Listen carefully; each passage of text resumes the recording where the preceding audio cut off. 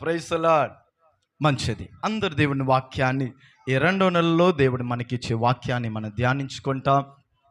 అందరు దేవుని వాక్యాన్ని రాసుకోండి. ఆ వాక్యాన్ని వారం అంతట్లో అప్పుడప్పుడు చూడండి. దేవుడు మనని వర్ధిల్ల చెయ్యునుగాక, తన వాక్కుని పంపి మనని బాగు చేయునుగాక. ఈ నెలకి సరిపోయే వాక్యాన్ని దేవుడు మనకి అనుగ్రహించునుగాక. హల్లెలూయా. మంచిది. మన ధ్యానము కొరకు యోబు గ్రంథము 23వ అధ్యాయము, యోబు గ్రంథము 23వ అధ్యాయము 13వ వాక్యము 14వ వాక్యాన్ని చదువుతాం. మైక్లో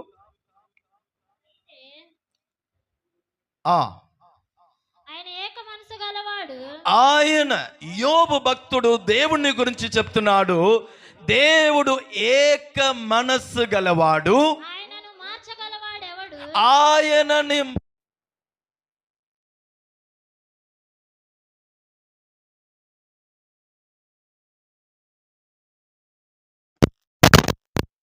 చెయ్యను. చూడండి, నాకు విధించబడిన దానిని ఆయన నెరవేర్చెను. అట్టు పనులను అనేకముగా జరిగించేవాడు ఉన్నాడు. హల్లెలూయా. 13వ వాక్యములో ఒక మాట ఉంది. దేవుడు ఎటువంటి మనసు గలవాడంట? ఏక మనస్సు గలవాడు. ఆయన ఒక కార్యాన్ని ఆలోచించారంటే ఆలోచన మీదే ఉంటాడు. ఒకరిని గురించి ఒక తీర్మానం చేశారంటే ఆ తీర్మానంలోనే ఉంటాడు. ఒక కార్యముని చెయ్యాలని ఆయన ఆశించారంటే ఆ కార్యం మీద మనసు ఉంచి దాన్ని పూర్తి చేస్తాడు. అందుకే వాక్యంలో రాయబడింది, ఆయన అబద్ధము చెప్పుటకు ఎవరు కాదు? నరుడు కాదు. ఆయన ఒకే మనస్సు గల దేవుడు, ఒకే ఉద్దేశం గల దేవుడు. మాట మాటకి తనని మార్చుకోడు, మ్యాజిక్ చేసేవాడు కాదు మన దేవుడు. ఒకే మనస్సు గలవాడు. ఈ కుటుంబాన్ని నేను ఇలా దీవిస్తున్నానంటే అలాగనే దీవిస్తాడు. ఈ బిడ్డకి దేవుడు ఈ వాగ్దానాన్ని చెప్పారంటే అలాగనే వాగ్దానాన్ని నెరవేరుస్తాడు. ఆ మాట మీద నుండి తన మనసుని ఎట్టి పరిస్థితుల్లో మార్చుకోడు. ఆమేన్ చెప్పండి. హల్లెలూయా. కానీ మనుషులు ఎవరండి? ఎంతమంది అండి? ఒకడు. ఆయనలో ఉన్న మనసు ఎంత? ఇది అలా ఆలోచిస్తున్నారు. ఒక మనుషులో ఎన్ని మనసు ఉంటాయండి? ఒక్క మనసు ఉంది, కానీ 100 ఆలోచనలు లోపల ఉంటాయి.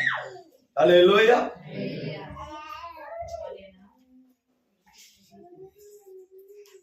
వంద ఆలోచనలు, 100 తలంపు. ఒక్క విషయం మీద స్థిరంగా ఉండలేని పరిస్థితి. ఈ హృదయము చెదర్తా ఉంటాయి, ఆలోచనలు చెదర్తా ఉంటాయి, ఏక మనసు చెదర్తా ఉంటాయి. కానీ మన ఆరాధించే దేవుని గురించి చెప్పే మాట ఏం తెలుసా? ఆయన ఏక మనస్సు గల దేవుడు. నీ మీద ఆయన ఎటువంటి మనస్సు కలిగి ఉన్నాడో అలాగనే నీ జీవితము దీవించబడింది. ఆమేన్ చెప్పండి.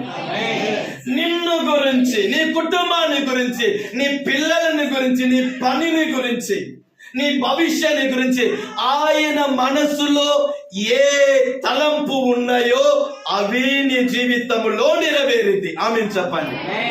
దానికి వ్యతిరేకంగా ఒక్కటి కూడా జరగదు. ఉన్నారా? వాక్యం అర్థమవుతుందా? అందుకే వాక్యంలో రాయబడింది, ఆయన మనని తన అరిచేతిలో, మళ్ళా చెప్పండి, ఆయన మనని తన అరిచేతిలో.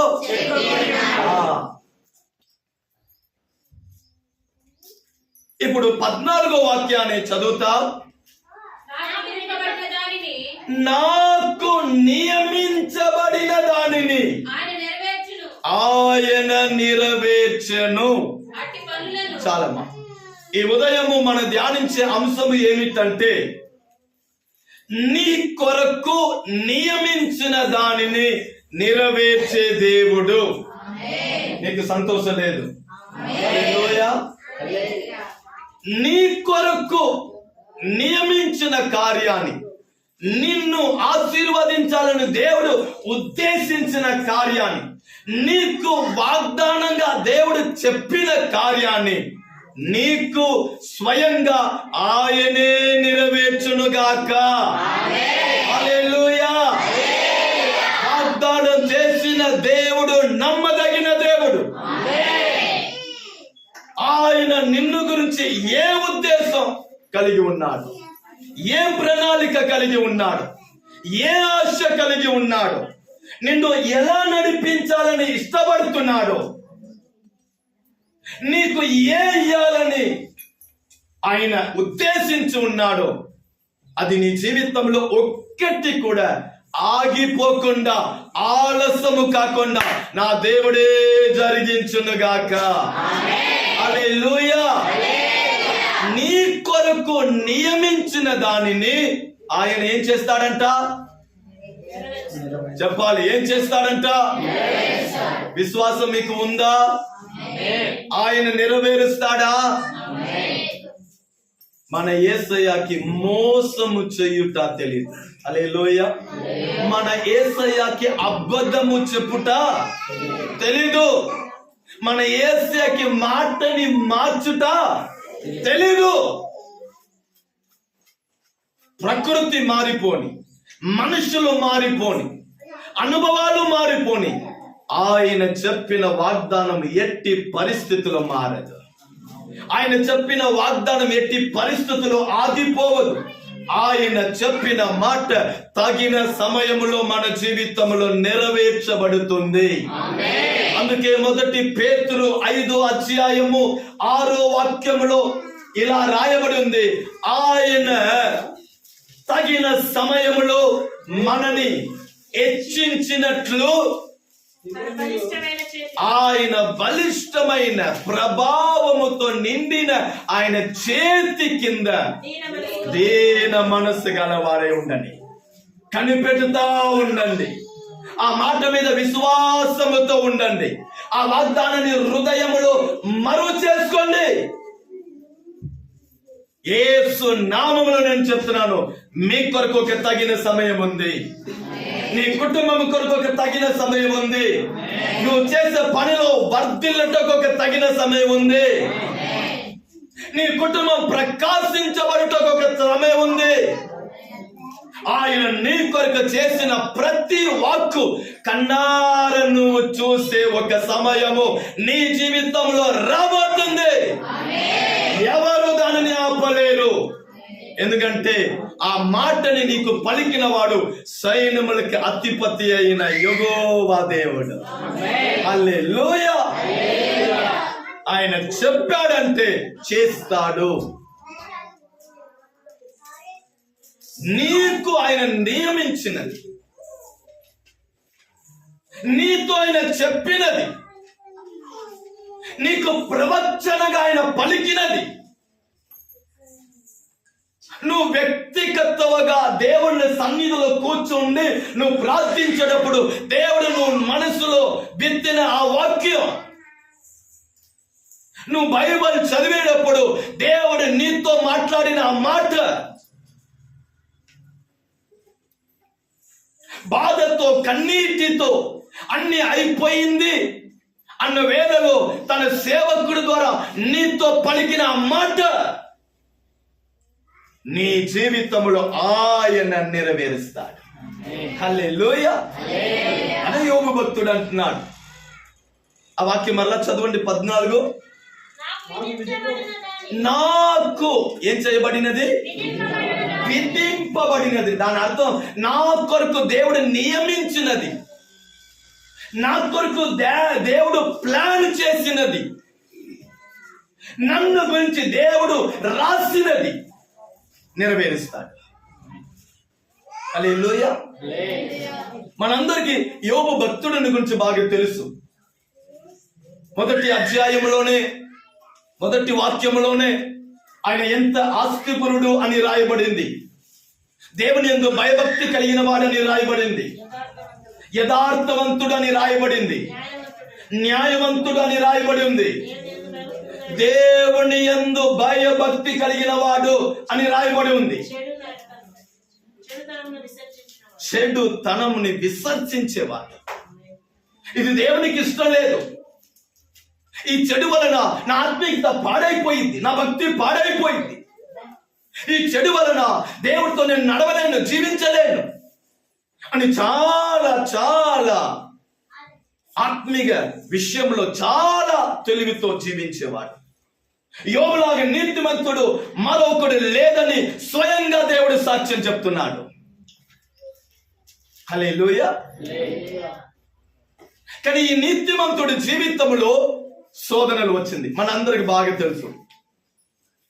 ఒకరోజు సాతాను వస్తున్నాడు యోబుని పాడు చేయుటకు, యోబు కుటుంబాన్ని పాడు చేయుటకు. కానీ సాతాను వల్ల కాదు.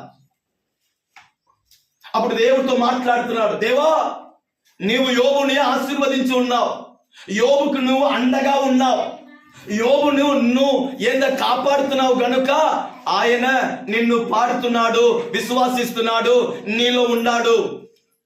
అన్ని తీసేయండి, అప్పుడు చూడండి ఆయన భక్తి, ఆయన విశ్వాసం మీకు తెలిసింది. దేవుడు అనుమతించాడు. అవునా, సరే, ఆయనకున్నది మొత్తం నువ్వు ఏదైనా చెయ్యి.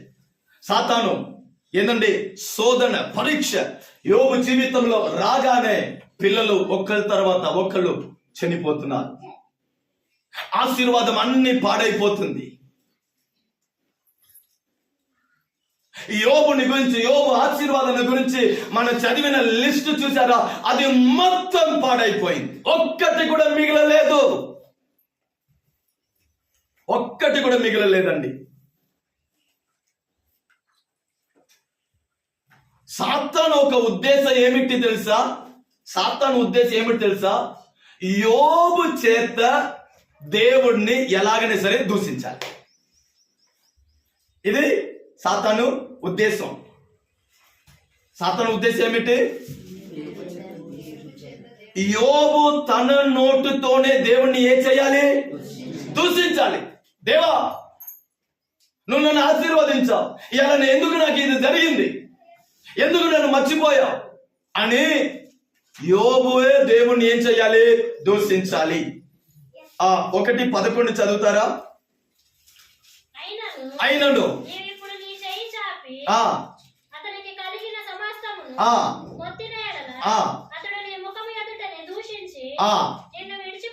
చూసారా? ఇది సాతాను ఉద్దేశం. మొత్తం నువ్వు తీసేయాలి, అప్పుడు ఆయన భక్తిలో ఉండడు, విశ్వాసంలో ఉండడు, ప్రార్థనలో ఉండడు. నిన్ను ఏం చేసేస్తాడు? నిన్ను దూషిస్తాడు. సాతాను ఉద్దేశం ఏమిటి? యోబు దేవుణ్ణి దూషించి దేవునికి దూరం అవ్వాలి. ఇప్పుడు భార్య ఉద్దేశం ఏమిటి? 2వ అధ్యాయం 9వ వాక్యం. 2వ అధ్యాయం 9వ వాక్యం. భార్య వచ్చి, ఇంకను ఏందయ్యా యథార్థతలో ఉన్నావు, దేవుణ్ణి దూషించి చచ్చిపో. ఏ భార్య ఒకరోజు నా భర్త నా బంగారం అని చెప్పిందో,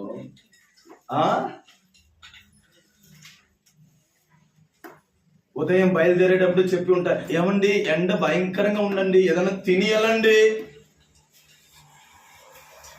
నీరసమైపోతారు అని చెప్పి ఉంటాయి. ఆ కాలంలో ఫోన్ లేదు, లేకపోతే పదే పదే ఫోన్ చేసి ఉంటాయి. ఏమండి తిన్నారా, ఇలా కూర బాగుందా అని అడిగి ఉండొచ్చు.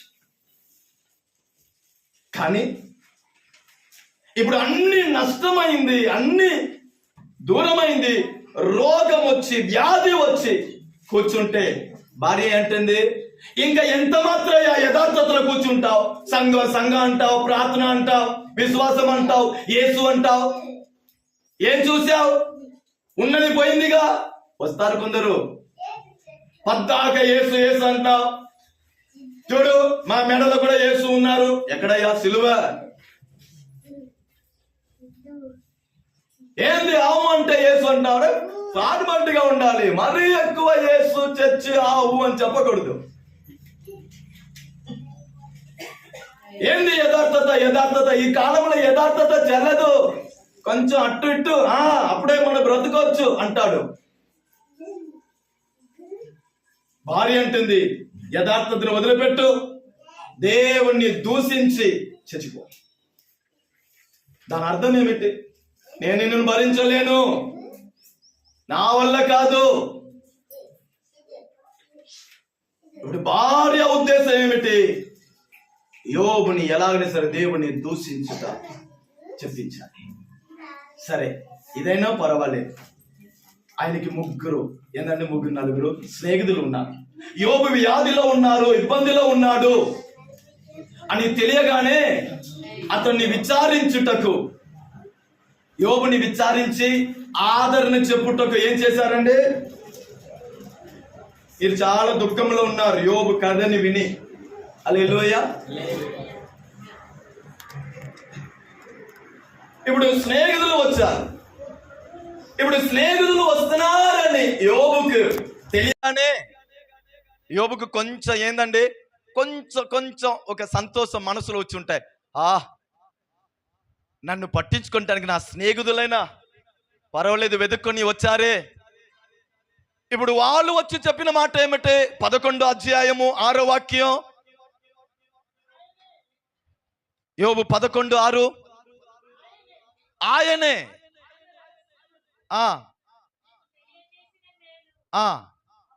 అప్పుడు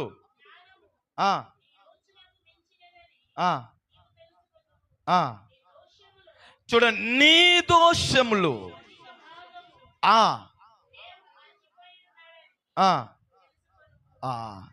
ఇప్పుడు వీళ్ళు వచ్చి ఏమంటున్నారు తెలుసా? యోబు, నువ్వు రహస్యంగా ఏదో దేవునికి విరోధంగా పాపం చేశావు, నీలో హెచ్చింపు వచ్చి ఉండవచ్చు, ఏదో తిరుగుబాటు వచ్చి ఉండవచ్చు, మొత్తానికి దేవునికి విరోధంగా రహస్యంగా భయంకరంగా నువ్వు ఏదో పాపం చేశావు, అందుకే దేవుడు నిన్ను శిక్షించాడు. ఇది కూడా నీకు తక్కువ అంటున్నారు వాళ్ళు. హల్లెలూయా. కానీ సాతాను యోబుని దేవునికి విరోధంగా తిప్పుటకు ప్రయత్నం చేసిన, భార్య యోబుని దేవునికి విరోధంగా తిప్పుటకు ప్రయత్నం చేసిన, స్నేహితులు యోబుని తన విశ్వాసంలో నుండి పడేసి దేవునికి విరోధంగా తిప్పుటకు ప్రయత్నం చేసిన, రకరకమైన మాటలు ఈయనని పొడిచిన, ఇబ్బంది పెట్టిన యోబు తన యథార్థత నుంచి పొరపాటు కూడా దిగజారిపోలేదు.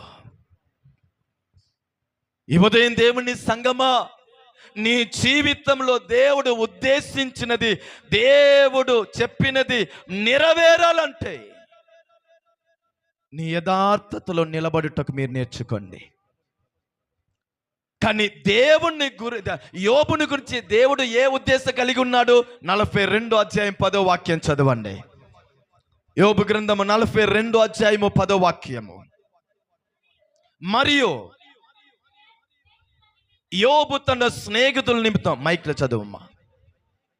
ప్రార్థన చేసినప్పుడు యోబు తన స్నేహితుల నిమిత్తము ప్రార్థన చేయగానే యెహోవా అతని క్షేమ స్థితిని, ఆమేన్ చెప్పండి, యెహోవా యోబు క్షేమ స్థితిని మరలా అతనికి దయచేయను. మరియు యోబునకు పూర్వము కలిగిన దానికంటే రెండంతలు అధికముగా, బిక్కరగా యేసుకు స్తోత్రం చెప్తారా? యోబుని గురించి దేవుడు ఏ ఉద్దేశం కలిగి ఉన్నాడంటే, రెట్టింపుగా యోబు ఆశీర్వదించబడాలి, రెట్టింపుగా నువ్వు దీవించబడాలి, నీ కృపలో రెట్టింపుగా కనబడాలి, అభిషేకంలో రెట్టింపుగా నువ్వు ఉండాలి, ఆత్మిక జీవితంలో రెట్టింపుగా నువ్వు కనబడాలి, దేవుణ్ణి సమస్త విషయంలో నువ్వు రెట్టింపుగా ఉండాలి. ఉన్న స్థితిలో కాదు, ఉన్నవిలో తృప్తి పడే అనుభవం కాదు. నిన్ను గురించి దేవుణ్ణి ఉద్దేశం ఏం తెలుసా? యోబుని గురించి దేవుణ్ణి ఉద్దేశం ఏం తెలుసా? రెట్టింపు కలిగిన వాడుగా ఉండాలి. ఇది యోబుని గురించి వరకు కాదు, పరిశుద్ధ గ్రంథమైన బైబిల్లో ప్రతి భక్తుల జీవితాన్ని చూడండి. ప్రతి భక్తుల జీవితాన్ని చూడండి. వారిని గురించి దేవుడు ఏ ఉద్దేశము కలిగి ఉన్నాడో, వారిని ఎలా దీవిస్తానని దేవుడు చెప్పాడో, ఆ భక్తులని దేవుడు అలాగనే శిఖరము మీద కూర్చోపెట్టాడు. ఆమేన్ చెప్పండి. మహిమలో కూర్చోపెట్టాడు, ఘనతలో కూర్చోపెట్టాడు.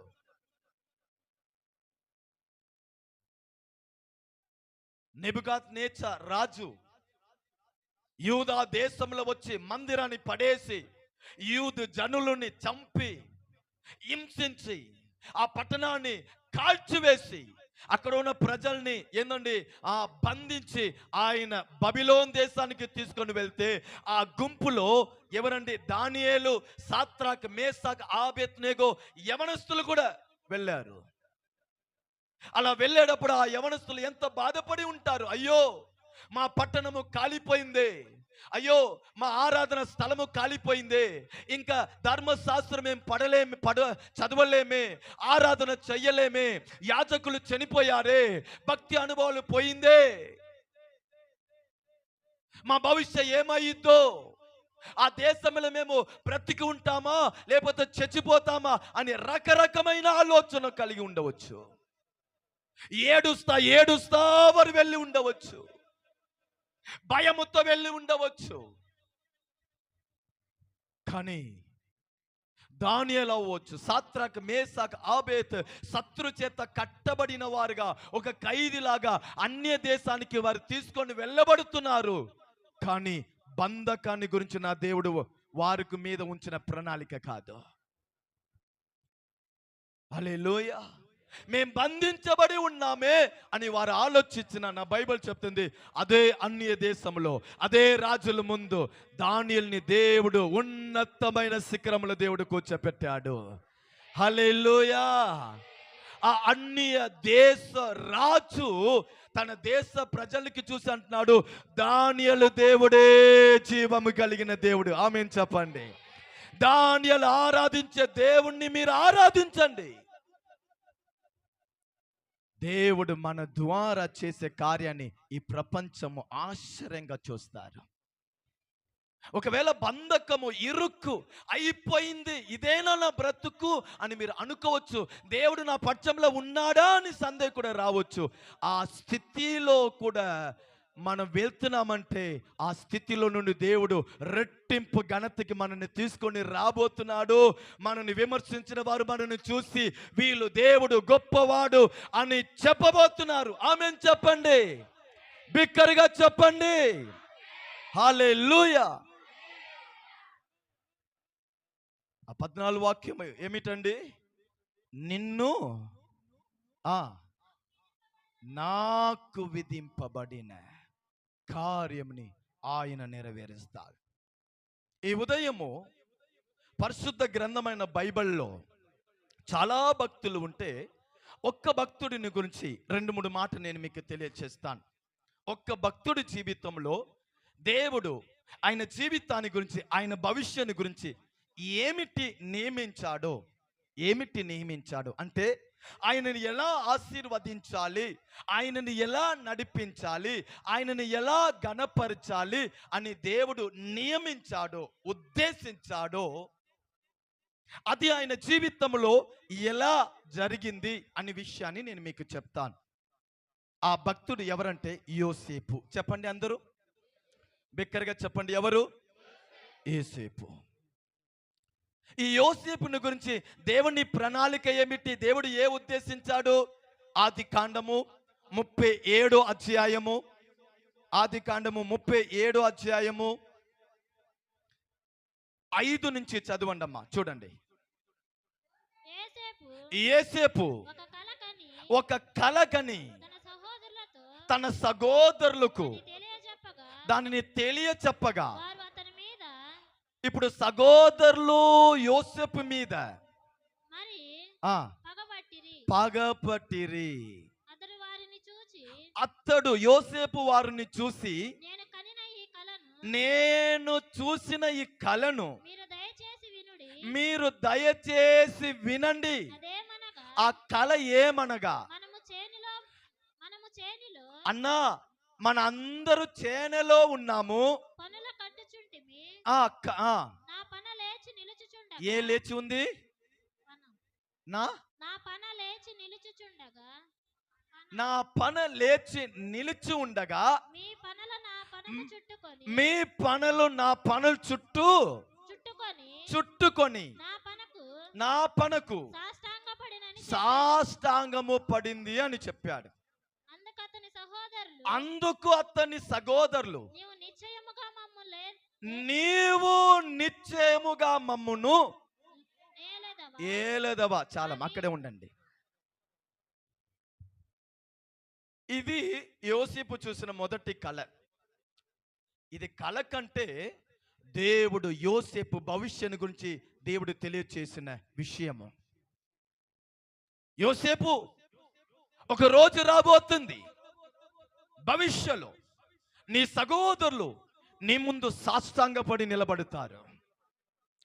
నీ సహోదరులని నువ్వు ఏలుతావు, నీ సహోదరులకి నువ్వు రాజుగా ఉంటావు. ఈ విషయము సహోదరులకి అర్థమైంది. ఆహా, నువ్వు మాకు రాజుగా ఉంటావా? నువ్వు మమ్మల్ని ఏలుబడి చేస్తావా? మేము నీ ముందు చేయి కట్టుకొని నిలబడతామా? సాష్టాంగ పడతామా? ఇది నీకు ఓవర్గా కాదు, చూసుకుంటాంలే. ఇది మొదటి కళ. ఇప్పుడు 9వ వాక్యం. ఇప్పుడు యోసేపు ఇంకొక కళని కన్నాడు. తన సహోదరులకు తెలియచేసి ఇదిగో మరి ఒక కళ కంటిని. అందులో సూర్యుడు చంద్రుడు 11 నక్షత్రము నా ముందు సాష్టాంగపడిందని చెప్పాడు. చాలమ్మా.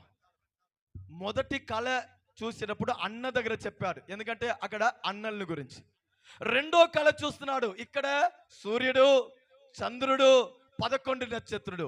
నాన్న అమ్మ అన్నలు అందరు కూర్చున్నప్పుడు చెప్పాడు. ఇప్పుడు నాన్న అంటాడు, సూర్యుడు ఎవరికి గుర్తు? నాన్నకి.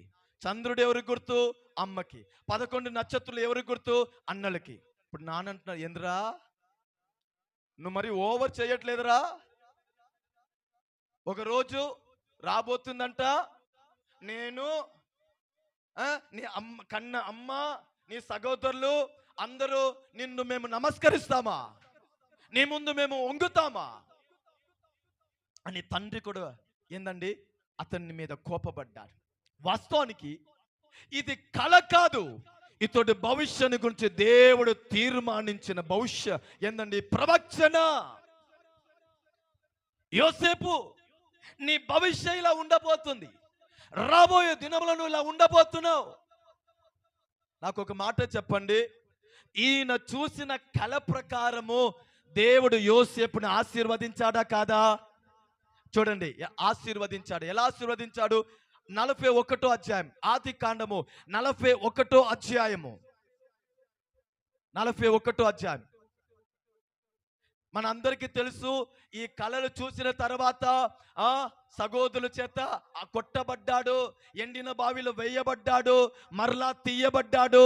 ఏందండి ఎగిప్తుకి అమ్మబడ్డాడు. ఎగిప్తులో వెళ్ళి పోతిఫారు ఇంటిలో పని చేస్తున్నాడు, తప్పు మోపబడ్డాడు, చీరలో వెయ్యబడ్డాడు. ఏందండి చాలా సమస్యలో ప్రయాణం చేశాడు.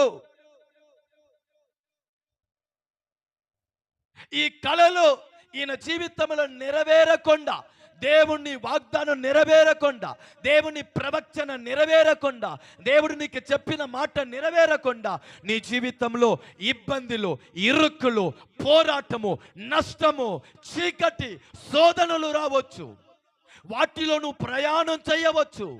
నేను చెప్పనా, నువ్వు ఎక్కడ ప్రయాణం చేసినా నీకు ఆయన విధించినదే చివరిలో నీలో నెరవేరింది. ఆమేన్ చెప్పండి. ఎవరు నిన్ను ఎట్టు నెట్టినా, ఎవరు నిన్ను ఎట్టు తీసుకుని వెళ్ళినా, ఎవరు నిన్ను దిశ తిప్పేసినా, నీవు లేవకుండా నిన్ను ఏందంటే తొక్కేసినా, లోతైన బావిలో నిన్ను వేసేసినా సరే నీ కొరకు విధించినది ఖచ్చితంగా నీ జీవితంలో నెరవేరింది. హల్లెలూయా. యోసేపు జీవితంలో నెరవేరింది. 41వ అధ్యాయము అమ్మ 14 వాక్యం. ఫరో యోసేపుని పిలిపించాడు. చాలమ్మా.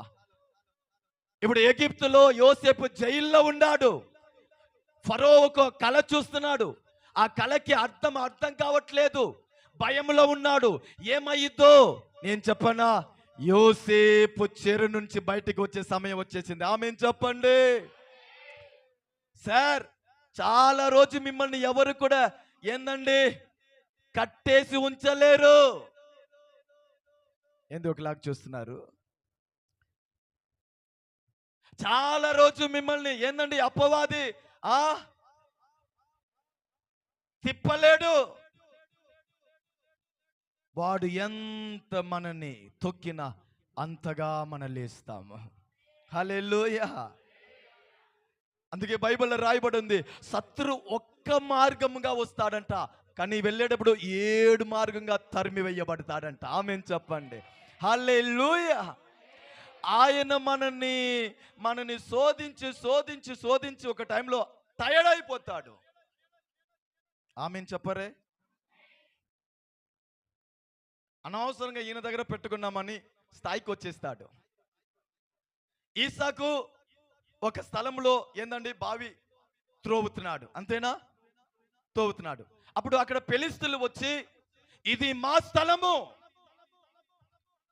ఈసాకు త్రోవుతున్నాడు. ఫిలిష్తీయులు వచ్చి ఏం చేశారు?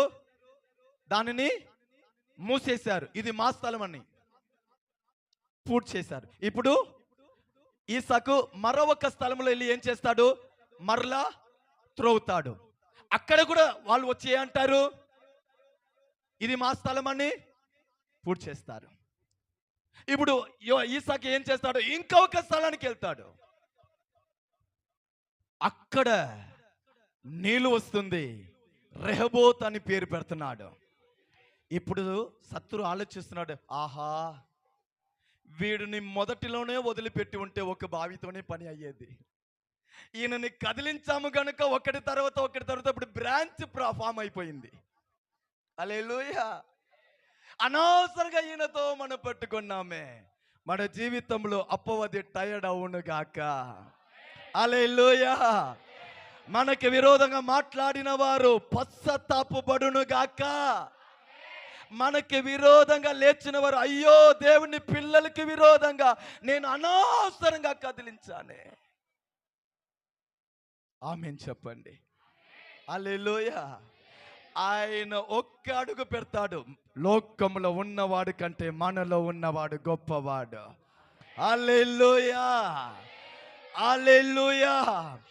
మనకి బలము మీద బలాన్ని ఇచ్చేవాడు, కృప మీద కృప ఇచ్చేవాడు, అభిషేకం మీద అభిషేకించేవాడు, మనని ఎంతగానో సోలిపోవుటకు ప్రయత్నం చేసిన రెట్టింపు కృపని బలమునిచ్చి మనని నడిపించేవాడు. హల్లెలూయా. ఆయన ఆపుతాడు, దేవుడు ప్రారంభిస్తాడు. ఆయన ఆపుతాడు, దేవుడు ప్రారంభిస్తాడు. ఆయన అడ్డగిస్తాడు, దేవుడు కొత్త మార్గంని సిద్ధపరుస్తాడు. హల్లెలూయా. మన ఆరాధించే దేవుడు మరణాన్ని గెలిచినవాడు, పాతాళాన్ని గెలిచినవాడు, సాతాను మీద గెలిచినవాడు, పాప మీద గెలిచినవాడు. అందుకే ఆయన జయశీలుడు అని వాక్యంలో రాయబడింది. కానీ మన వెనక వచ్చేవాడు ఓడిపోయినవాడు. ఆమేన్ చెప్పండి. హల్లెలూయా. చివరికి అబీమెలెకు రాజా తన మందిరులు అందరితో వచ్చి, ఈసాకు క్షమించండి అయ్యా, నీతో ఉన్న దేవుడు గొప్పవాడని తెలియకపోయింది, నీతో మేము ఇంకో గొడవ చెయ్యము, విరోధ పెట్టుకోము, నీతో నిబంధన చేసుకుంటాం, ఐక్యత కలిగి ఉంటాం. ఆమేన్ చెప్పండి.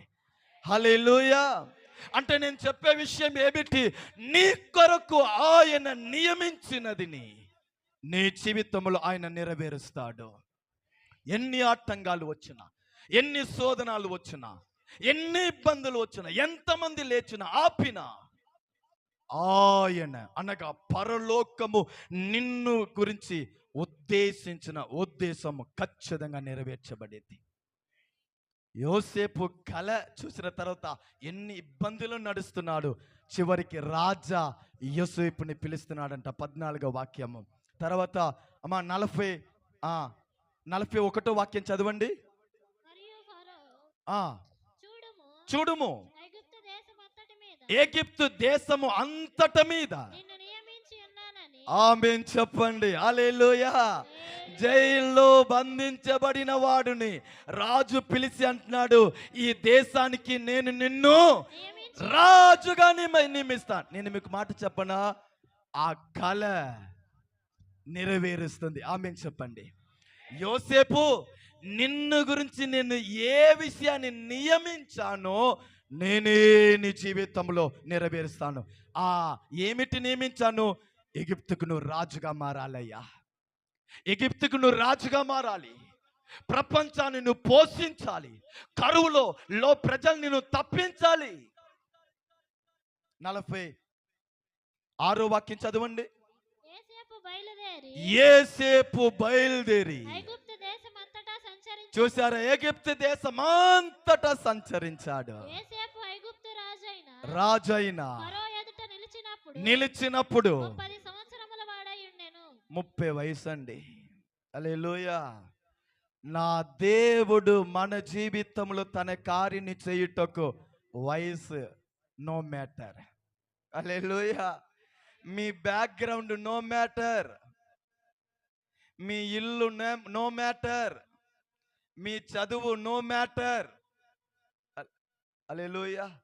అయ్యా నాకు అది లేదయ్యా, అయ్యా నాకు ఇది తెలీదయ్యా, అయ్యా నాకు అంత అరగత లేదయ్యా, అయ్యా అది కష్టం. మీరు ఏదైనా అనుకోండి, నిన్ను ఇలా దీవించాలి, నిన్ను ఇక్కడ కూర్చోపెట్టాలి, నిన్ను ఇలాగని నడిపించాలి ఆయన ఉద్దేశించాడంటే, రాశాడంటే ఆమేన్ చెప్పండి, ఖచ్చితంగా నెరవేరేది.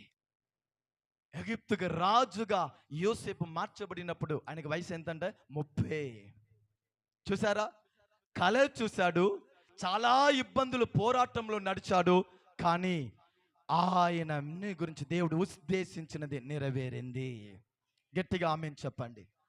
ఈ ఉదయం మీ జీవితంలో దేవుడు ఏ ఉద్దేశించాడో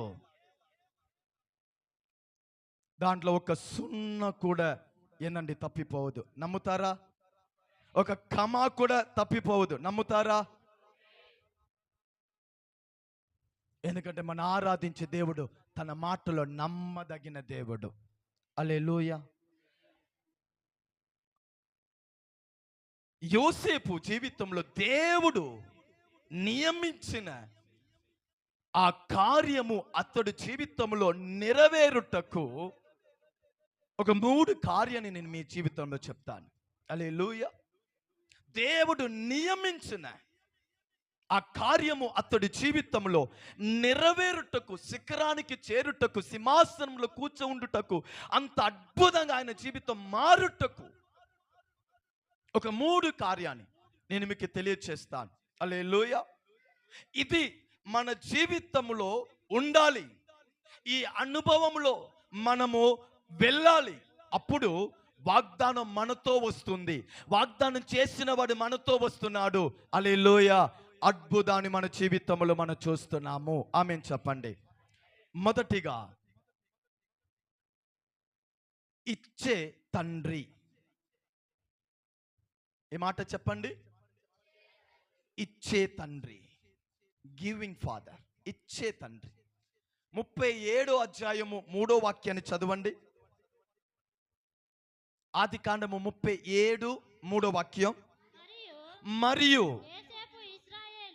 యోసేపుని ఇశ్రాయేలు వృద్ధాప్యమందు పుట్టిన కుమారులు గనుక తన కుమారులు అందరికంటే ఎక్కువగా అతన్ని ప్రేమించి అతని కొరకు విచిత్రమైన నిలువిట అంగీ కుట్టించెను. ఆమేన్ చెప్పండి. తండ్రి అంటేనే ఇచ్చేవాడు. ఆమేన్ చెప్పరే? హల్లెలూయా. తండ్రి ఎవరండి? ఇచ్చేవాడు, ప్రేమించేవాడు. లోకములో ఉన్న తండ్రులు ఇంత శ్రేష్ఠులుగా, ఇంత అద్భుతమైన వాళ్ళుగా ఉండగా పరలోకములో ఉన్న తండ్రి ఎంత శ్రేష్టమైన వాడు. ఆమేన్ చెప్పండి. హల్లెలూయా. ఇక్కడ తండ్రి ఇచ్చేవాడు. తండ్రి యోసేపుని ప్రేమిస్తున్నాడు. తండ్రి యోసేపుకు దయ చూపిస్తున్నాడు. తండ్రి యోసేపుకు కృప చూపిస్తున్నాడు. తండ్రి యోసేపుకు తోడే ఉన్నాడు. తండ్రి యోసేపుని కాపాడుతున్నాడు. తండ్రి యోసేపు మీద చింత కలిగి ఉన్నాడు. యోసేపుని గురించి ఆలోచించేవాడు, కౌగిలించేవాడు, భద్రపరిచేవాడు, పోషించేవాడు. ఆమేన్ చెప్పండి. ఈ తండ్రి యోసేపుకి ఏం ఇచ్చాడంట? విచిత్రమైన నిలువంగిచ్చాడు. హల్లెలూయా. ఈ అంగిని వేసుకొని తిరిగేటప్పుడు అన్నలు అందరూ చూసి ఉంటారు. గొర్రెలు కాచేది మేము, పని చేసేది మేము, తిప్పలు పడేది మేము, చెమట కార్చేది మేము. వీడు ఈ వస్త్రాన్ని వేసుకొని షో చేస్తున్నాడు మా ముందు. రే చూసుకుంటాము. ఈ అంగిని వేసుకొని ఈయన కూడా అట్టు తిరిగి ఉంటాడు. వారానికి 4 సార్లు ఈ బట్టలను కావాలని వేసి ఉంటాడు. కొంద ఏదో చేసి ఉంటాడులే. నాన్న ఇచ్చాడు. ఈ విచిత్రమైన అంగి దేనికి గుర్తు? ఆయన ప్రేమకి గుర్తు. ఈ విచిత్రమైన అంగి దేనికి గుర్తు? ఆయన కృపకి గుర్తు. హల్లెలూయా. మన దేవుడు కృపతో మనని రక్షించాడు. ఆమేన్ చెప్పండి. కృపతో ఆయనని మనని రక్షించాడు. ఆయన మనని ప్రేమించాడు కనుక ఈ భూమి మీద దిగి వచ్చాడు. ఆయన ప్రేమించాడు కనుక తన కుమారుడిని మన కొరకు ఇచ్చాడు. ఆయన మనల్ని ప్రేమించాడు కనుక సిలువలో మరణించాడు. ఆయన మనల్ని ప్రేమించాడు కనుక మనని ఆయన కుమారుడు, కుమార్తె అయి మార్చాడు. ఆమేన్ చెప్పండి. ఆయన కృప వలనే మనం జీవిస్తున్నాము. ఆయన ప్రేమ వలనే ఆయన పిల్లలుగా మనం మార్చబడ్డాం. తండ్రి ఏం ఇచ్చేవాడండి? ప్రేమనిచ్చేవాడు, కృపనిచ్చేవాడు, దయనిచ్చేవాడు. కానీ ఇక్కడే ఏందండి, మనం ఆగిపోకూడదు. తండ్రి ఇంకొకటి కూడా ఇచ్చాడు. అదే 37వ అధ్యాయము అమ్మా 12వ వాక్యం నుంచి చదువు.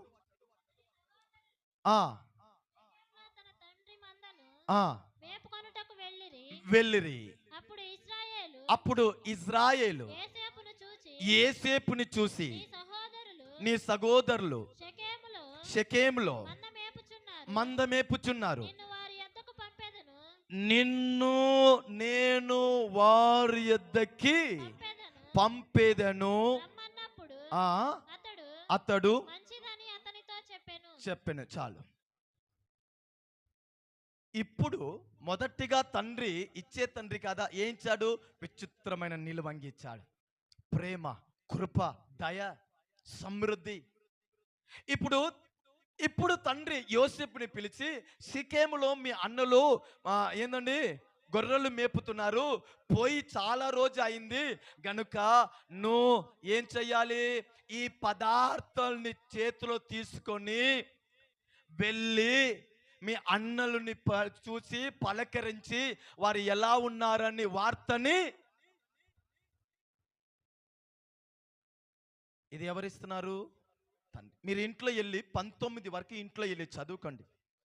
అక్కడ రాయబడిన మాట, యోసేపు వెళ్ళేటప్పుడు మార్గము తప్పిపోయాడంట. అయ్యా, యోసేపు వెళ్ళేటప్పుడు మార్గము తప్పిపోయాడంటే దాని అర్థం ఏమిటి? యోసేపు ఇంతవరకు ఈ మార్గంలో వెళ్ళినవాడు కాదు. మార్గం తప్పారంటే అతనికి ఆ మార్గము తెలియదు అని అర్థము. రెండోది, మార్గం తప్పాడంటే ఇప్పటి వరకు యోసేపు ఇటువంటి ప్రయాణము చేయలేదు. హల్లెలూయా. ఒకటి, కొత్త మార్గంలో వెళ్ళాడు గనుక మార్గం తప్పాడు. రెండోది, ఒంటరిగా వెళ్ళాడు గనుక మార్గం తప్పాడు. తోడు ఎవరైనా ఉండి ఉంటే ఎందుకు మార్గం తప్పుతాడు? తెలిసిన వాళ్ళు ఉండి ఉంటే ఎందుకు మార్గం తప్పుతాడు? ఎప్పుడు ఎల్లని మార్గంలో వెళ్ళాడు, మార్గం తప్పాడు. ఒంటరిగా వెళుతున్నాడు. మూడోది, అడవిని ఏందండి దాటుతున్నాడు, అడవి ప్రాంతం. నాలుగోది, జంతువులు నిండిన ఆ ప్రాంతము. చూడండి, ఎటు చూసిన అపాయము నిండిన ఒక ప్రాంతానికి, ఒక ప్రయాణానికి తండ్రి యోసేపుని పంపుతున్నాడు. ఆమేన్ చెప్పండి. ఇది దేనికి గుర్తు తెలుసా? సత్యములో నడిపించబడుట. ఆమేన్ చెప్పండి. హల్లెలూయా. మొదటిగా విచిత్రమైన అంగిని ఇచ్చాడు. ఇది దేవుని దయ, దేవుని ప్రేమ, దేవుని కృప, దేవుని ఆశీర్వాదం, సమృద్ధి. రెండోది, యోసేపుకు తండ్రి బాధ్యతని ఇచ్చాడు. ఆమేన్ చెప్పండి. అన్నల్ని వెళ్ళి పలకరించి ఇదన్నీ ఇచ్చిరా అంటే ఇది ఆయనకి అప్పగించిన బాధ్యత కాదా? ఏవండి, మీ జీవితంలో దేవుడు ఉద్దేశించినది నీ జీవితంలో నెరవేరాలంటే దేవుని ప్రేమలో మీరు బ్రతకాలి, దేవుని కృపలో మీరు బ్రతకాలి. అదే సమయము దేవుని సన్నిధిలో బాధ్యత కలిగిన వారుగా మీరు ఉండాలి. నాన్న యోసేపుని ఎల్లిరా అని చెప్పేటప్పుడు యోసేపు తిరిగి ఏదైనా మాట్లాడా? నానా ఈ రూట్ నాకు తెలీదు అని చెప్పాడా? చెప్పే అవకాశం ఉంది, కానీ చెప్పాడా? నేను ఒంటరిగా వెళ్ళలేను అని చెప్పాడా? వాళ్ళు ఎక్కడ ఉన్నారో నాకేం తెలుసు అని చెప్పాడా? నా వల్ల కాదన్నాడా? నాకు ఇబ్బంది అన్నాడా? నాకు తోడు ఎవరైనా పంపించండి అన్నాడా? తండ్రికి ఎదురుగా యోసేపు ఒక్క మాట కూడా చెప్పలేదు.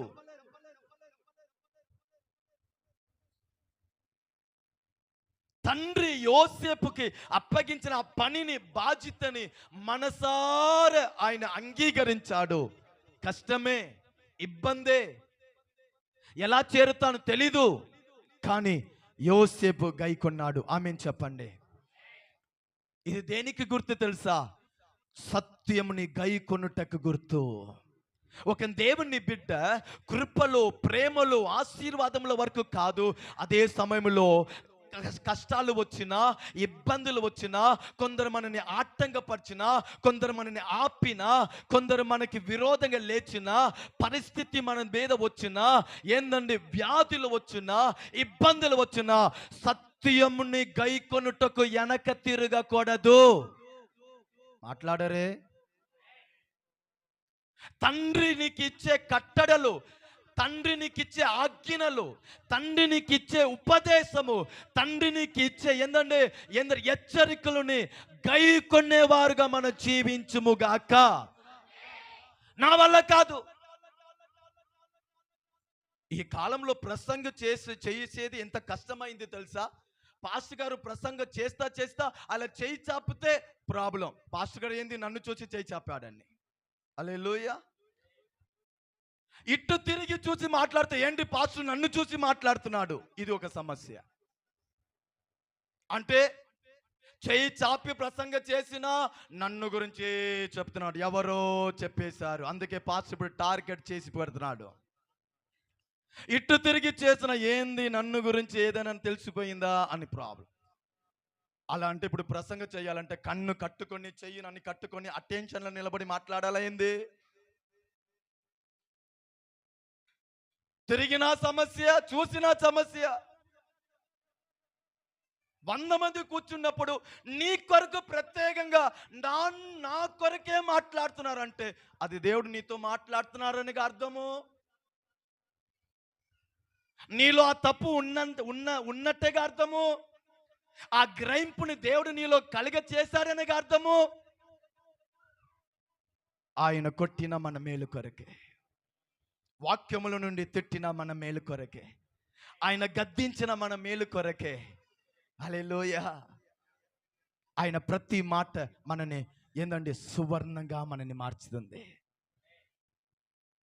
ఇంటిలోనే తండ్రి ప్రేమలో, కృపలో ఎదిగేవాడు అదే సమయంలో సత్యముని గైకొనే విషయంలో నేను చెప్పనా, సమర్పణలో, తగ్గింపులో, సంఘములో, ఏ విశ్వాసములో, భక్తిలో, వాక్యానుసారంగా సేవకుడితో ఏంటంటే దేవుని చిత్తములో మనం నడవాలంటే కష్టమే. కానీ అది నేను మహిమ మీద మహిమలో నిలబెట్టేది. ఆ సత్యముని గైకొనే అనుభవం నిన్ను రాక్కడికి సిద్ధపరుస్తుంది. సంఘంలో ఏ పని విషయంలో వెనక తిరగవద్దు. వాక్యం దగ్గర వచ్చేటప్పుడు ఆ విషయం మీద వెనక తిరగవద్దు. తండ్రి యోసేపుకు వస్త్రం ఇచ్చినప్పుడు తీసుకున్నాడు. తండ్రి యోసేపుకి ఒక బాధ్యత ఇచ్చేటప్పుడు కష్టమే, ఎలా వెళ్తానో భయము, అనుభవం లేదు, మార్గం తెలీదు, కానీ మనసారా అంగీకరించాడు. వాక్యాన్ని ప్రేమించేవారుగా జీవించండి. ఈ అలవాటు వద్దు అంటే అలవాట్లు మానుకో. ఈ ప్రవక్తన వద్దంటే ఆ ప్రవక్తను మానుకోండి. దీని వలన నీ కుటుంబానికి ఇబ్బంది, దీని వలన నీ ఆశీర్వాదానికి ఇబ్బంది, దీని వలన నీ ఆరోగ్యానికి ఇబ్బంది, దీని వలన ఈ విషయంలో నీవు దేవునికి దూరం అయిపోతావని వాక్యములో నుండి దేవుడు మనకి మాట్లాడేటప్పుడు ఆ వాక్యాన్ని తండ్రి నా క్షేమము కొరకు, తండ్రి నా ఆశీర్వాదము కొరకు, తండ్రి నేను బాగుపడాలని దేవుడు పరిశుద్ధాత్ముడు నాకు మాట్లాడుతున్నాడు, వాక్యం ఇస్తున్నారని ఆ వాక్యాన్ని హృదయంలో అంగీకరించేవారుగా ఉండండి. విచిత్రమైన అంగిని అనుభవించిన వాడు తండ్రి ఒక బాధ్యతని ఇచ్చినప్పుడు కూడా అది కష్టమైన బాధ అయిన అనుభవాలు లేకపోయినా తండ్రికి నేను కాదని చెప్పను. ఈరోజు ఒక తీర్మానం చేయండి, దేవా కృపలో ఆశీర్వాదంలో ఉంటాను. అదే సమయంలో ప్రభువా మీరు చెప్పే ఏందండి సత్యం వాక్యానికి ఆత్మిక విషయంలో కూడా నేను వెనక తిరగనయ్యా. హల్లెలూయా. దేవుడు అటు కృపని మనకి దయచేయునుగాక. నీ కొరకు యోసేపు కొరకు నియమించినది అతని జీవితంలో నెరవేర్చబడుటకు మొదటి కారణం ఏమిటండి? ప్రేమలో కృపలో జీవించేవాడు, అలాగనే సత్యమును కూడా గైకొనేవాడు. రెండోది నెట్టివేసే సహోదరులు. చెప్పండి రెండోది. మొదటి మెట్టుని దాటాడు, రెండోది నెట్టివేసే సహోదరులు. వాక్య వరకు రాసుకోండి. 37 అధ్యాయం, ఆది కాండము 37 అధ్యాయము 18 నుంచి 20 రాసుకోండి. ఇప్పుడు యోసేపు సహోదరులను వెతికి కొన్ని దూరంలోనే అన్నల్ని చూశాడు. చూసి అబ్బా అన్నని చూసేసాం, వెళ్ళాలి, అన్నని వెళ్ళి అన్నయ్యని పలకరించాలి, అన్నల్ని కౌగలించాలి, అన్న మీరు ఎలా ఉన్నారు, తినారా అని చాలా ఆలోచించుంటారుగా. అన్నయ్యతో మాట్లాడాలి, రూబన్ అన్నతో మాట్లాడాలి, సిమియోన్ అన్నయ్యతో మాట్లాడాలి, ఏందండి యూదా అన్నయ్యతో మాట్లాడాలి అని చాలా తన అన్నయ్యల గురించి ఆలోచించి వెళ్తా ఉంటే యోసేపు అన్నల్ని చూసి ఆనందంలో వెళ్తున్నాడు. కానీ యోసేపుని దూరంలో చూసిన అన్నలు చూసి అన్నారు, కలలు చూసినవాడు వస్తున్నాడు, కలగాడు వస్తున్నాడు.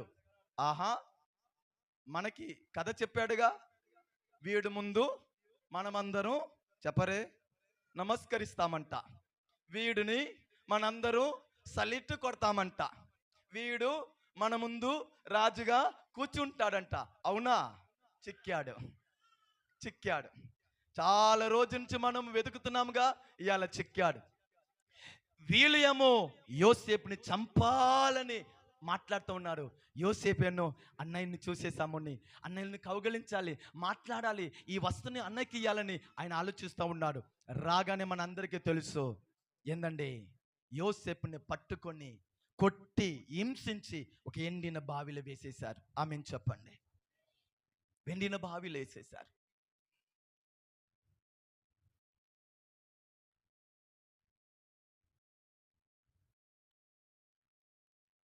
ఈయన అనుకున్న కార్యానికి వ్యతిరేకంగా కొన్నిసారి మన జీవితంలో వీళ్ళు ఇలా చేస్తారని అస్సలు మనం అని ఉండము, ఆలోచించుంటాము. అవునా కాదా?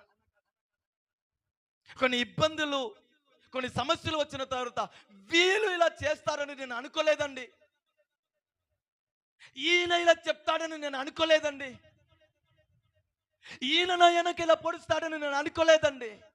చాలా నమ్మాను. సొంత అన్న కొట్టి హింసించి శపించి గాయపరిచి బావిలో వేసేశారు.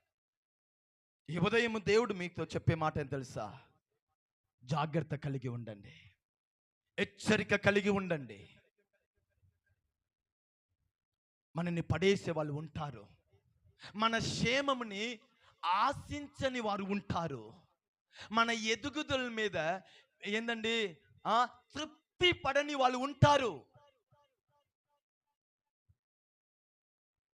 మన ఆశీర్వాదాన్ని చూసి సంతోషపడుటకు మనసు ఉంటారు.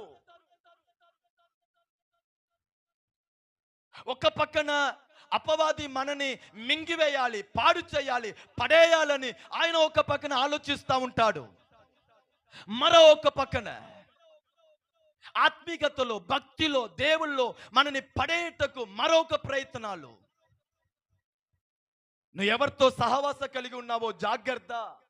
నువ్వు ఎవరితో ఎక్కువ సమయాన్ని గడుపుతున్నావో జాగ్రత్త. ఎవరి దగ్గర నువ్వు అన్ని విషయాన్ని పంచుకుంటున్నావో జాగ్రత్త. ఆ సహవాసము, ఆ మనుషులు, ఆ బంధము దేవుల్లో ఎదుగుటకు సహాయపడుతుందా, దేవుల్లో నుండి పడిపోవుటకు కారణంగా ఉందా? ఈ తెలివి మనకి ఉండాలి. నిలబడే స్థలములో జాగ్రత్త. ఎందుకంటే మన చుట్టూ మనని పడేయుటకే చాలా సందర్భాలు ఉంది. హల్లెలూయా. మన క్షేమముని ఆశించే వాళ్ళు ఏలుతో లెక్కేయవచ్చు. ఈ ఉదయం దేవుడు హెచ్చరికగా మీకు చెప్తున్నారు, నీ కుటుంబ విషయంలో జాగ్రత్త, నీ చుట్టూ ఉన్న వారి విషయంలో జాగ్రత్త, ఆత్మికతలో జాగ్రత్త.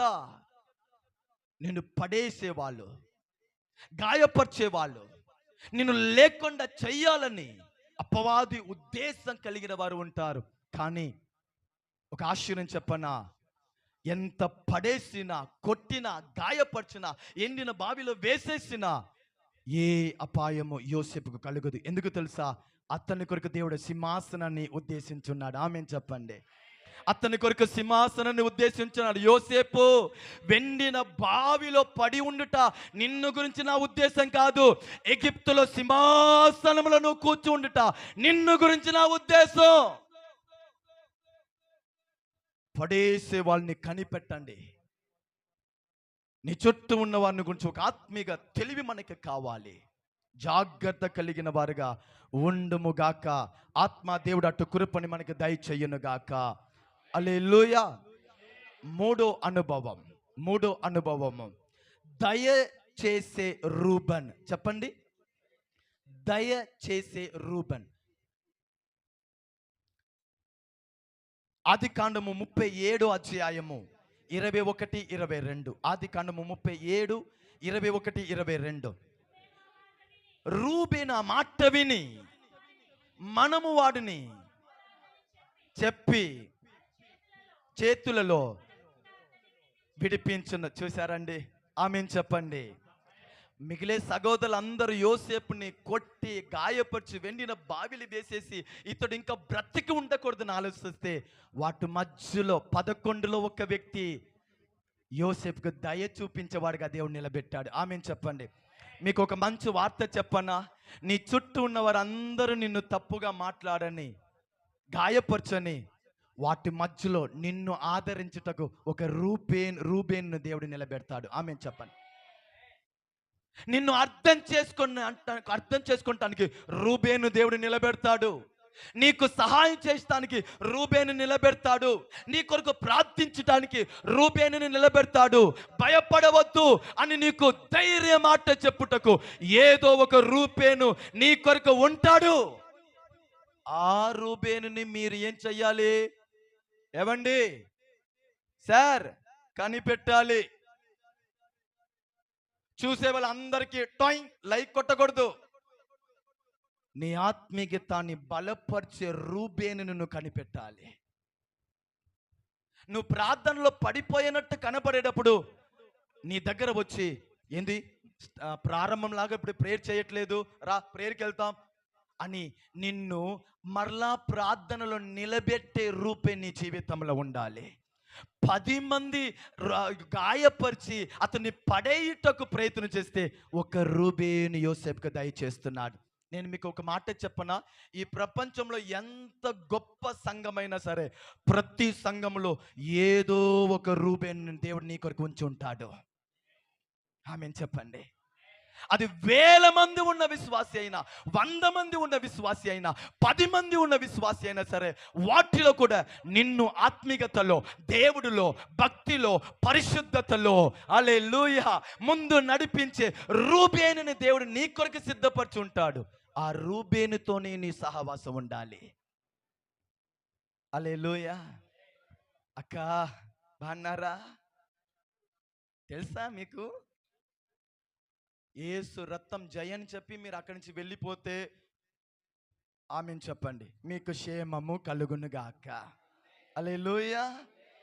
అక్కయ్య వచ్చింది, ఏదో నిన్న రాత్రి అని ఏదో కథ మొదలుపెట్టిందే. అంట్లు పనిని వదిలిపెట్టి, ఇల్లు పనిని వదిలిపెట్టి, ఊడ్చే పనిని వదిలిపెట్టి అలా కూర్చుంటే బాగుపడతారు. ఆమేన్ చెప్పండి. ఆ ఇల్లు చాలా బాగా ఉంటాయి. ఆమేన్ చెప్పండి. ఎలా ఆ ఇల్లు ఎంత బాగుపడిద్దంటే ఊరంతా చూసి నవ్వైనట్టు ఆ ఇల్లు ఉంటాయి. అది రూబేను కాదు, నీ కుటుంబాన్ని పాడు చేసే, నిన్ను పడేసే, దేవునికి నిన్ను దూరం చేసే చెడ్డ సహవాసం. నువ్వు ఎందుకు చర్చికి రాలేదు అడుగుతున్నారా? ఈ వారం చక్కని వాక్యాన్ని మేము విన్నాం, నువ్వు మిస్ చేసేసావు. నీతో మాట్లాడుతున్నారా? సంఘాన్ని దూరం అవ్వద్దు. దేవుడు మనకు ముఖ్యం. దేవుడే ఇంతవరకు నడిపించాడని ఆత్మీయతని గురించి, మేలుని గురించి నీతో మాట్లాడే రూబేను నీతో ఉన్నారా? ఎటువంటి వాళ్ళు? నేను ఒక యేసు నామంలో ఒక మాట చెప్పనా, నీ జీవితంలో నీ ఆత్మీయత కొరకు రూబేనుని మీరు కనిపెట్టుకుంటే మీరు ధన్యులుగా ఉంటారు. దేవుడు నీ జీవితంలో నియమించినదిని ఖచ్చితంగా నా దేవుడు నెరవేర్చునుగాక. పరిశుద్ధాత్మ దేవుడు మనకి ఒక మంచి రూబేను. ఆమేన్ చెప్పండి. నేను చెప్పన్న, పరిశుద్ధాత్మ దేవుడిలాగా మనని ఆదరించేవాడు, ధైర్యపరిచేవాడు, మనని పట్టుకున్నవాడు, మనని నడిపించేవాడు, మనం పడిపోకుండా కౌగిలించేవాడు మరొకరు లేదు. పరిశుద్ధాత్మ దేవుడు మనకి రూపేనే. సంఘంలో ప్రార్థించేవారు ఆత్మీయులు నీకు రూపేనుగా ఉండుము గాక. అటువంటి వారు తప్ప మిగిలే వారికి దూరంగా ఉండండి. ఆమేన్ చెప్పండి. చివరి మాట చెప్తాను, దాటించే యూదా. ఈ మాట చెప్పండి. మొదటిగా నేను చెప్పాను ఇచ్చే తండ్రి, రెండోది నెట్టివేసే సహోదరులు, యోసేపు దాటుతున్నాడు. మూడోది దయచేసే రూబేను, నాలుగోది దాటించే యూదా. హల్లెలూయా. అదే 37 అధ్యాయము 26 నుంచి 28 మీరు రాసుకోండి. 37 అధ్యాయము 26 నుంచి 28 వరకు రాసుకోండి. ఇప్పుడు అలా ఉన్నప్పుడు ఇప్పుడు ఏందండి, ఇస్లామీలు, అరేబీ దేశానికి సంబంధించిన వాళ్ళు ఆ ఊరిని దాటి వెళ్తే ఇప్పుడు యూదా ఏమంటున్నాడంటే, ఇతన్ని చంపి ఏందండి మన మీద ఎందుకు శ్రాపాన్ని మనం తెచ్చుకోవాలి? ఉన్నారా? ఇతన్ని చంపి మన మీద ఎందుకు శ్రాపాన్ని తెచ్చుకోవాలి? ఈ బావి నుంచి ఇతన్ని తీసి వాళ్ళకి అమ్మేస్తాము, ఎక్కడో వెళ్ళి ఏదైనా చేసుకొని. యూదా ఆలోచన వలన బావిలో నుండి యోసేపు తీయబడ్డాడు కనుక సింహాసనం మీద ఒకరోజు కూర్చోబడ్డాడు. హల్లెలూయా. ఆ బావి నుంచి తీయబడకపోతే ఎగిప్తుకి వెళ్ళేవాడు కాదు, సింహాసనం మీద కూర్చుండేవాడు కాదు. ఆమేన్ చెప్పండి. బావిలో నుండి, ఇరుక్కులో నుండి, ఇబ్బందిలో నుండి దాటించిన వాడు యూదా. అందుకే అన్నాను దాటించే యూదా. ఆమేన్ చెప్పండి. త్వరగా చెప్తున్నాను. యూదా అంటే స్తుతి అని అర్థం. చెప్పండి. యూదా అంటే స్తుతి. స్తుతుల మధ్యలో మన దేవుడు ఎవరంట? ఆసీనుడై ఉన్నాడు. ఆమేన్ చెప్పండి. యూదా అంటే స్తుతి, మన దేవుడు స్తుతుల మధ్యలో ఆసీనుడు. ఇప్పుడు చెప్పండి, స్తుతించే స్థలము ఏమిటి? స్తుతించే స్థలము ఏమిటి? సంఘము. సంఘం ఏమిటండి? దేవుణ్ణి స్తుతించే స్థలము. ఇప్పుడు నేను మీకు చెప్తాను. స్తుతి అంటే ఏంటంటే, యూద అంటే స్తుతి, స్తుతించే స్థలము సంఘము. ఎక్కడ మనం స్తుతించేటప్పుడు ఎవరు దిగి వస్తున్నారు? దేవుడు దిగి వస్తున్నాడు. ఆమేన్ చెప్పండి.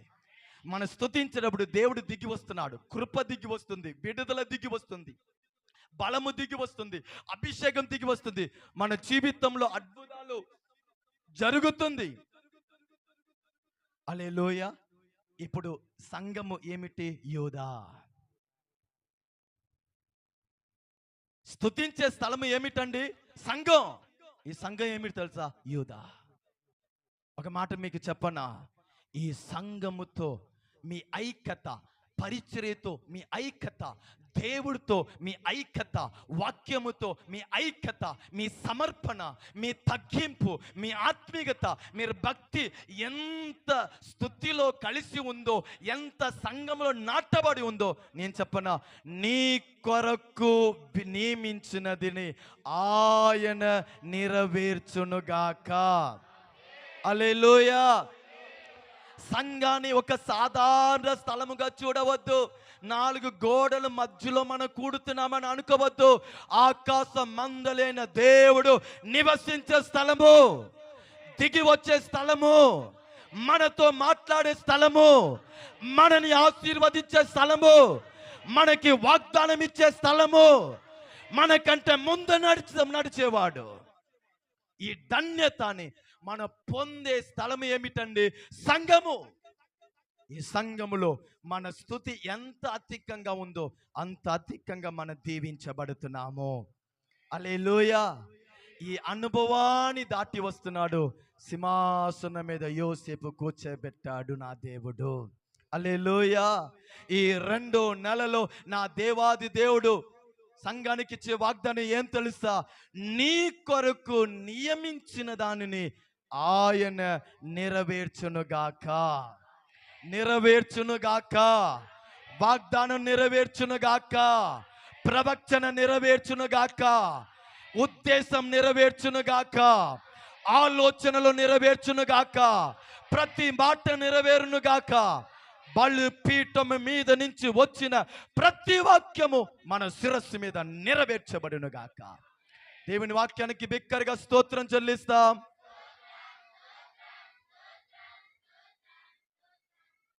హల్లెలూయా.